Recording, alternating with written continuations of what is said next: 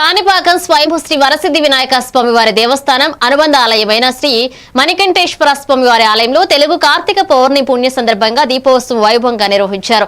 ఈ వేడుకలలో భాగంగా ధ్వజస్తంభం వద్ద ఆకాశ దీపాన్ని వెలిగించారు. ఆలయం అంతా సహస్ర దీపాలంకరణతో దివ్యమైన కాంతులతో నిండిపోయింది.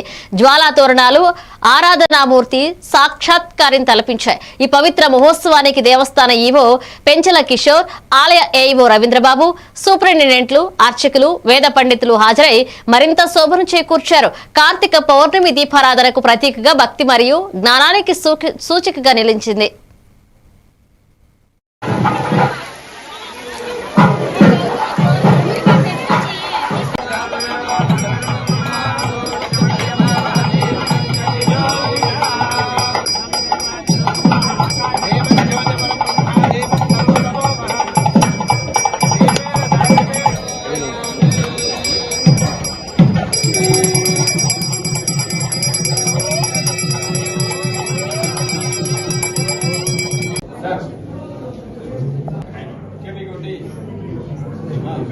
అదంతా శివుడు సరిపోయింది.